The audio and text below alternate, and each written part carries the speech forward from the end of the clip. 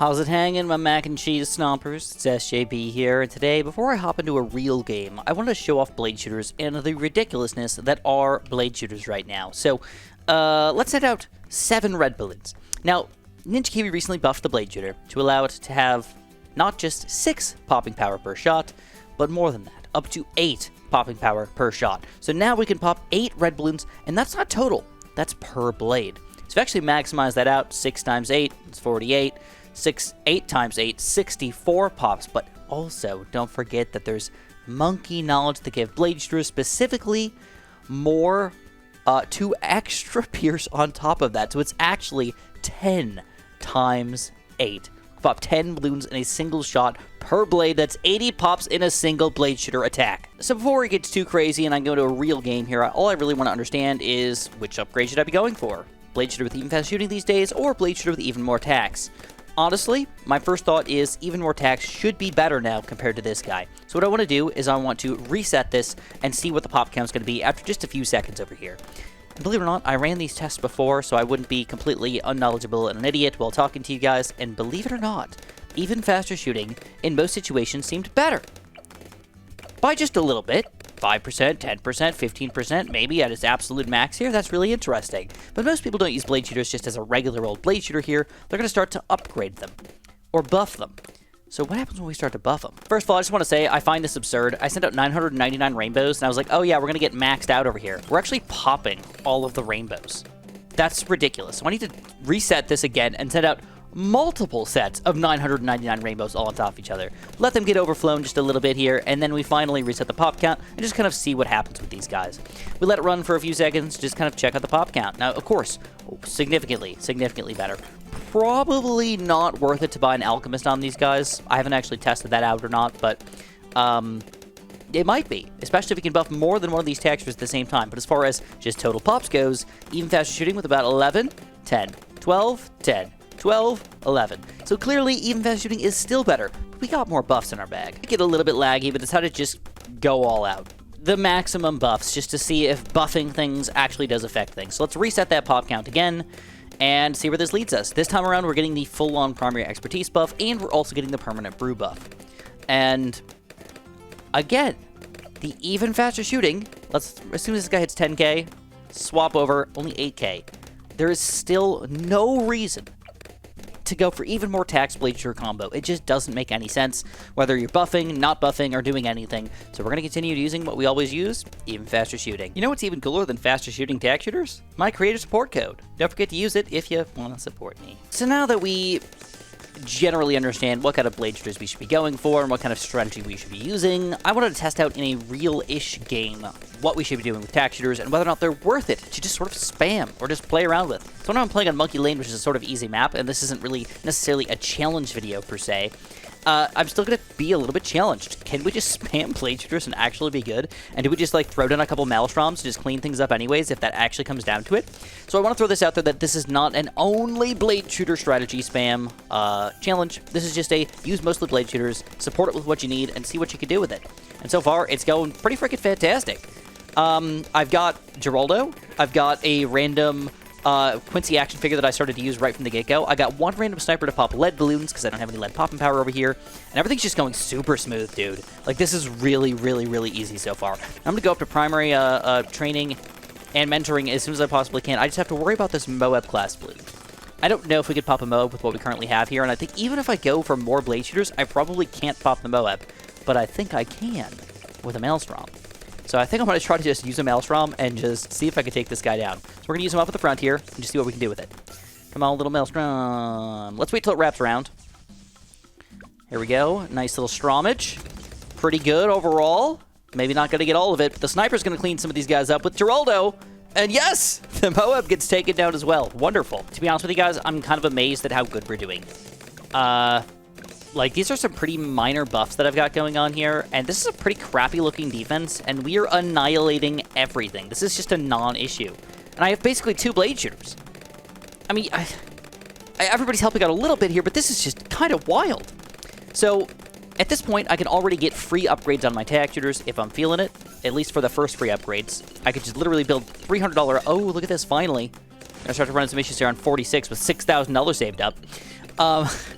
but I'm not sure if I want to save up for a full-on primary expertise. It feels like it's kind of out of the realm of what I want to have happen, because I don't usually want to play with 65,000 blade shooters and just use a primary expertise. It just doesn't feel right. So even though this is probably the best play, I'm going to stay away from it. I'm just going to plan on using Tack shooters and see how good they're going to be. All right, we're getting some pretty beefy balloon levels here, around 55 and above, but zero issues. Zero issues with our blade shooter spam. So I'm trying to figure out what I want to build next. And also, I switched my lead popping power over from a sniper to a necropop. I think a necropopper actually sounds like a really good name for this guy. I like necropopper. It sounds good. But now I'm going to switch over to popping lead balloons by getting rid of this guy, and I'm just going to full-on buy it. We're going to buy the MIB. You know, I don't love it. It's not, like, super awesome, but I think it's just the right call here. So we already got jungle drums and everything, so we're just going to do this with one bigger radius and just kind of leave it as is and hope that that's enough lead popping power for at least a long time. DDTs might be the first time where we have to, like, do something about this. But as of right now, this is where I want to leave it. And it's going fantastic. Look at this. Camo lead's going down easy. The money really feels like it's flowing in, by the way. So I have not built any farms, so this is like the actual amount of money that you would actually have at this point of the game. In fact, we would have even more money than this right now because I've spent, I don't know, $2 grand early game on our Quincy action figure. Ooh, round 60, though. The first time the balloons actually get to the far part of the map here. And it was on a BFB, which is kind of weird because I feel like it wasn't the balloon that were sneaking through, it was more the BFB that was sneaking through. So Moab popping power is kind of our weakness here. How do we fix that? Oh boy, I think we gotta spam more blade shooters. Round 63. Round 63. This is a crazy amount of balloons. And we're actually taking it down. Without our ability. This is the Maelstrom ability this time around. Of course, just gonna melt through that. And these are not that unaffordable, by the way. I mean, we're talking about 2,800 bucks for these pretty decent abilities. You could easily get 4 or 5 of those without any issues and just kind of continuously spam a Maelstrom kind of nonstop. Not think I'm going to do that, but I'm gonna leave it on the table. For late game, that might not be a bad idea. But instead I'm gonna focus on switching away from what my current strategy plan was, which was to just spam blade shooters forever. I'm gonna try to do something sort of goofy. I want buffs.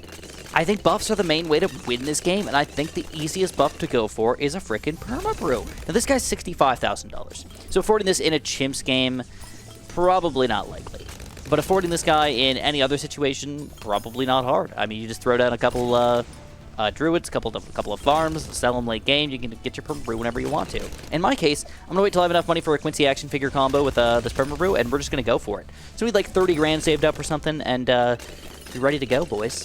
These are the rounds that I start to, like, get worried. Round 75. I love to show this because oftentimes I lose in a really stupid way. You know what? I think this is just a perfect Maelstrom time. Help pop that BFB later, pop some of the other crap. Uh-oh. Uh-oh. It's getting far here, but it looks like we will be able to manage. And look at this cooldown, dude. Oh, it's beautiful. Oh, crap. 76. But, oh. Oh, yeah. It has arrived, my friends. So, I'm sorry if I'm out of breath. I just ran up and down the stairs like 3 times. And had to guard my dogs away from the door because they're, like, vigorously trying to attack people as they walk in. It's kind of ridiculous. But, and people are going to try to walk in. But there was a doorbell ring. And I freaked out because I was like, oh, crap, I need to actually get to that. Normally, I just ignore all the doorbell rings. Every single time. But this time around, I got a bike. Oh! So, my bike I've had for, like, only, like, 6 or 7 years. But it was a sort of cheapo, like, $150 bike or something like that just got me through what I needed to get me through. And then eventually, you know, well, you want to know what the nail in the coffin for my bike was? You probably won't believe me, and you'll probably think I'm an idiot, and you'll think that I just suck at life, but about 2 months ago, kind of at the beginning of the season, I was like, I need to change out my chain. Finally, I need to change out my chain. I know that I abused the crap out of that chain. I don't know how many miles I went, but I would guess like 3,000 miles, 4,000 miles on my bike on a single chain, which is way more than you're supposed to. And I finally was like, I'm going to upgrade this puppy. I'm going to do it. So I actually cut off the old chain because I didn't know how to do it. I didn't have a chain tool for my new chain, so I'm like, I think I can needle nose pliers this crap. I can always figure stuff out, even if I don't have the right tool. I always figure stuff out. So I start trying to put this chain on, I realized I don't know how to put a chain on. So I'm like, my hands are all greasy and gross and nasty and terrible. And by the way, if you guys don't, you should probably like just wear gloves. It's kind of weird and stupid to not wear gloves, but if you have the ability to wear gloves while working with chains, do it. First of all, it helps the chain. Second of all, it won't get your hands all dirty. Yeah. So anyways, here we go. We're on round 80, and you know what? I think I'm just gonna do it.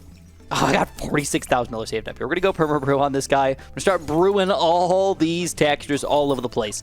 And you know what? While we're at it, I don't know, we're kind of running out of room here. Let's go for a second village. Let's do this. Let's go for a second village over here. Let's do it like right upon here. Yeah. Right upon here. We're gonna go for a nice 4-2 again. Give him cam detection and everything. We're gonna go for a bunch of tack shooters, just all over the place. Let's see how we're gonna do against this. Oh my god, though. This will be a good test for how it's gonna go long term. Now keep in mind that everybody's not buffed yet. It actually takes a little while for the Perma-brew to kind of like make its way around, so we've only got maybe half our guys buffed so far.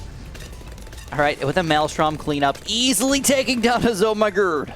Alright, that's what I want to see. That's what I want to hear. That's what I want to feel all over my body.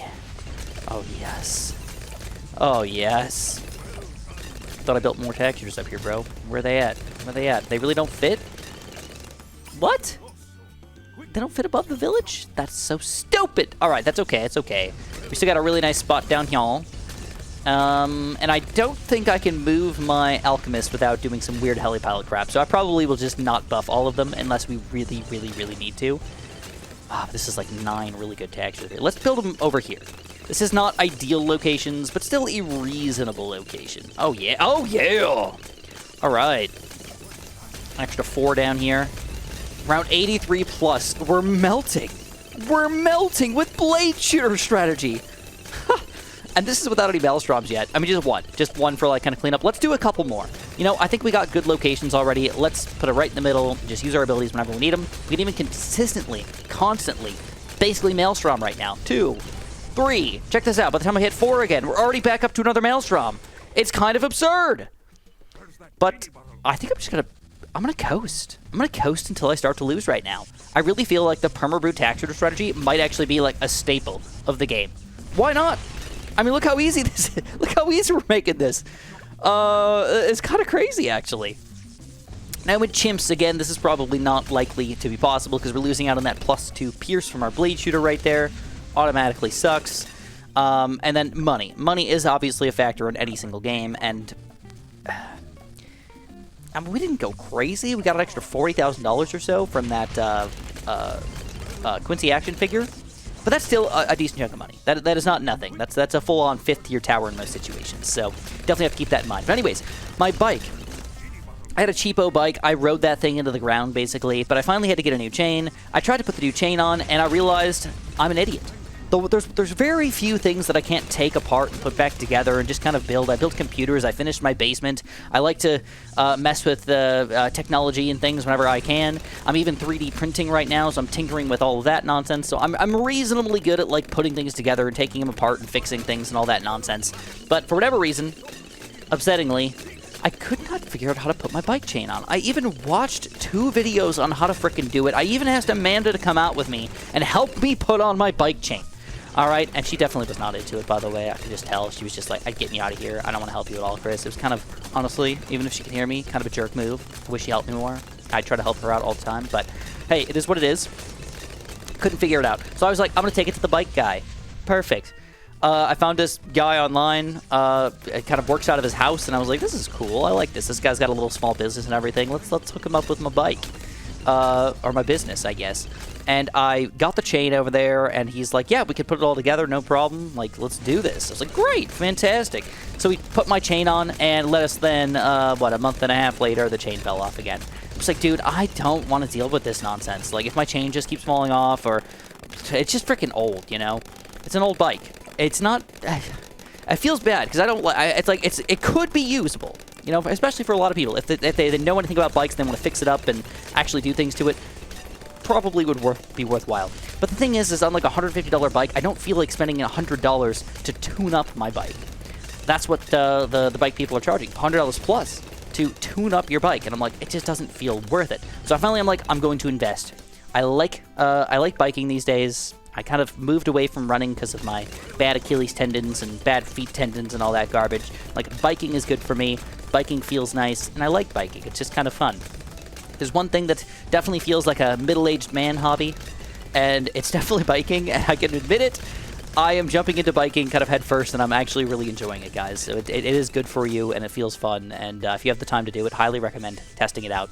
And when I say biking, I mean, back when I was a kid, I used to bike around my neighborhood, just like half a mile there, half a mile here to like my friends' houses and whatnot, but I never just went on like a bike ride. But as an adult, I went on a bike ride, and it was really fun. So any which way, I finally invested in a bike. It was like $600 though. It was kind of expensive.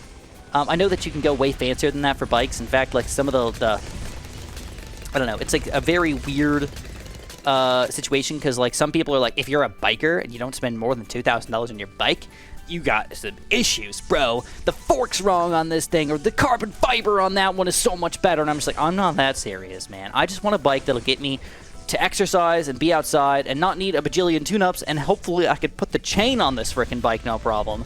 Hopefully. But any which way, I felt like an idiot with my bike, and I finally just got my new bike delivered, so I'm kind of pumped. As soon as this... Ooh, here we go! 97! Let's use a Strom. No, we're good. We're good. All right, let's super Strom it, I guess. What? Everything's just going so well. I have 37,000... This is basically the amount of money that it took me to sell the Quincy action figure and get the Perma-brew. Of course, I might not be able to save up for this if I didn't have the Perma-brew in the first place, but here we are. We're basically even on monies. Even Stevens on monies right now. So we've got a Super Strom. Let's just use the Super Strom while my gods are all here. Oh my god, this is so powerful. Oh, dude! Look at that thing go! Perma-brewed Super Strom is ridiculous right now. Absolutely freaking ridiculous. This thing is a tanky. It's got 253k pops already. 286? Can you imagine one Blade Maelstrom with a quarter of a million pops? It just doesn't feel right for the amount of money you spent on this guy. Oh, man. All right. I think TDTs are going to go down really easily, too. And the bad balloon might actually be the hard part for it, since reinforced oh my gods were kind of problematic. Here we go. Super Strom. DDTs taken down pretty easily. Now, upsettingly, I think I have to build my bike, so I'm going to have to know this thing from in and out, and I am really hoping that it's not one of those things where I build the entirety of the bike, and then the only thing that I can't do is put the frickin' chain on. I don't know why I'm so lost on this. I just feel like I need help, guys. I just feel like I've got some issues with those things. All right, I don't know, man. I think the bad balloon's going to be the first thing that takes us down. Blade shooters are not ideal for this thing. They're not doing no pops, though. I mean, each one of these guys, every single shot is like 40 pops, 50 pops. So when you add that up times 40 of them, that's a lot of freaking pops. All right, we got some Stroms here. Let's go 1, 2, 3. Boom. Super Strom. Oh, dude, even the bad balloon's going down here. Uh-oh. Uh-oh. No Stroms left. Doesn't matter. We take them down. Holy crap. Wow. I actually kind of want to go into free play. Oh, I can't. I'm playing in the challenge editor. Dang. Okay, okay. Well, anyways, if you guys enjoyed, and if you liked, if you're excited for Chris and his exciting bike story, press that like button for me. Don't forget to subscribe, and of course, have a super duper delicious day.